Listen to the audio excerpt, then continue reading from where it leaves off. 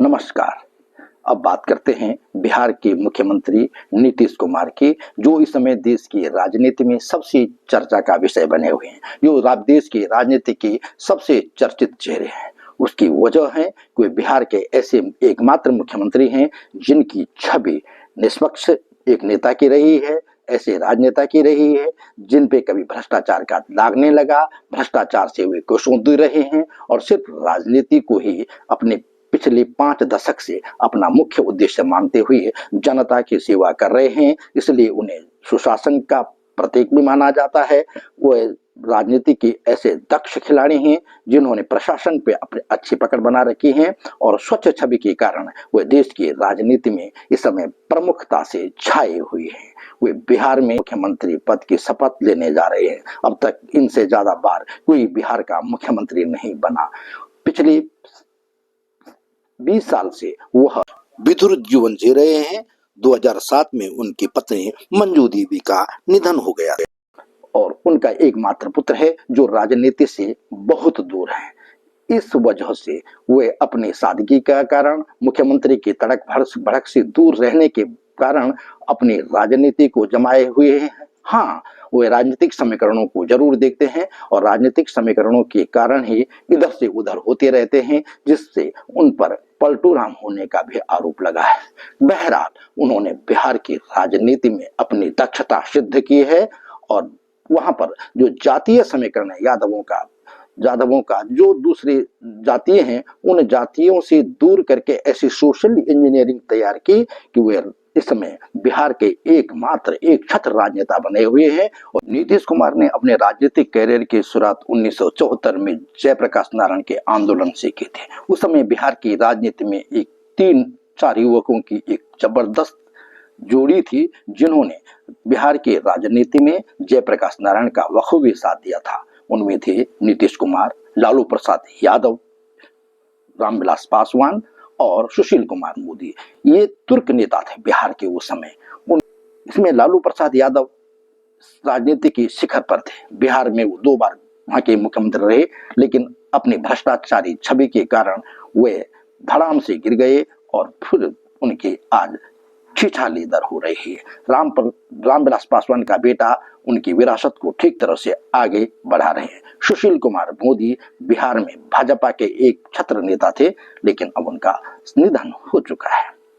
बहरहाल नीतीश कुमार अपनी स्वच्छ छवि के कारण बिहार के राजनीति में और देश की राजनीति के समय सबसे चर्चित और सबसे प्रमुख नेता बने हुए। उन्होंने अपने राजनीतिक जीवन की शुरुआत बड़े संघर्ष से की थी और वो जयप्रकाश नारायण आंदोलन के दौरान जेल भी गए थे। उसके बाद वे राजनीति में आए। वो इंजीनियर बने थे, पहले इलेक्ट्रिकल इंजीनियरिंग से उन्होंने बिहार से की थी और बिहार सरकार में वो उसके विद्युत विभाग में इंजीनियर थे, लेकिन इंजीनियर की नौकरी छोड़ करके वे राजनीति में आए और फिर इस तरह से आगे बढ़ते रहे कि कभी उनके कदम पीछे नहीं हुए और आज एक स्वच्छ नेता, भ्रष्टाचार रहित नेता, एक स्वच्छ छवि के नेता, सुशासक के रूप में उनकी आज पूरे देश में पहचान है।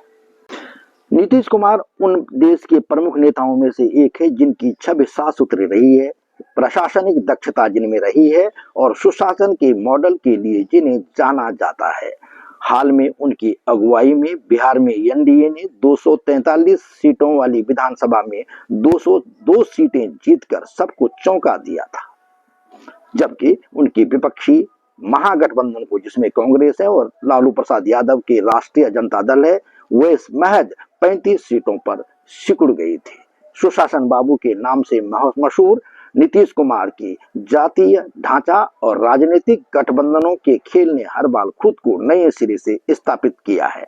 1974 से 1977 के दौरान वे जेपी आंदोलन में कूद पड़े और आपातकाल में जेल भी गए। 1985 में हरनौर में से वह पहली बार बिहार विधानसभा के लिए चुने गए और फिर 1990 में बाढ़ से लोकसभा में पहुंचे और करीब 15 वर्षों तक लोकसभा के सदस्य रहे।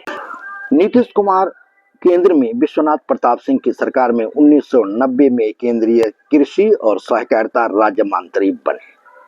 उसके बाद 1994 में लालू प्रसाद से अलग होकर के उन्होंने केंद्रीय मंत्री रहे, जॉर्ज फर्नांडिस के साथ समता पार्टी बनाई और उसके साथ गठबंधन कर बिहार में 8 में से 6 लोकसभा सीटों पर जीत हासिल कर सबको चौंका दिया था। वह केंद्र सरकार में रेल मंत्री के रूप में भी अपनी सेवाएं देते रहे। 2000 में वह पहली बार बिहार के मुख्यमंत्री बने और उस समय उनको बहुमत नहीं मिला, इसलिए 7 दिन में ही उन्होंने इस्तीफा दे दिया था। फिर 2005 में राजद के शासन में वो प्रचंड बहुमत से सत्ता में लौटे और गुड गवर्नेंस के साथ उन्होंने वहां पर सरकार का गठन कर दिया। 2014 में वह फिर राजग में चले गए। 2017 में उन्होंने फिर महागठबंधन छोड़कर दिया और राजग में शामिल हुए। 2020 में वह एनडीए में के बाद फिर 16 नवंबर को 7वीं बार बिहार के मुख्यमंत्री बने। भाजपा के साथ गठबंधन तोड़कर के महागठबंधन के हिस्सा बने और बिहार के पूर्व मुख्यमंत्री लालू प्रसाद यादव के बेटे तेजस्वी यादव को उप मुख्यमंत्री बना करके सरकार चलाने लगे। यह सिलसिला चलता रहा, लेकिन 28 जनवरी 2024 को फिर वह महागठबंधन से नाता तोड़कर राजग में शामिल हुए और राजग के सहयोग से मुख्यमंत्री बनकर बिहार में शासन करते रहे और अब 2025 के चुनाव में राजग के साथ बहुमत के साथ वह चुनाव जीते हैं और 10वीं बार बिहार का मुख्यमंत्री बनने के लिए सारी तैयारियां पूरी कर ली गई है। अब ये राजनीति है कि जिन प्रधानमंत्री नरेंद्र मोदी से 10 साल 12 साल पहले वह चिढ़ते थे, उनका मुंह तक नहीं देखना चाहते थे, आज उन्हीं प्रधानमंत्री नरेंद्र मोदी की मौजूदगी में एक भव्य समारोह के दौरान अब बिहार की मुख्यमंत्री के रूप में शपथ लेंगे।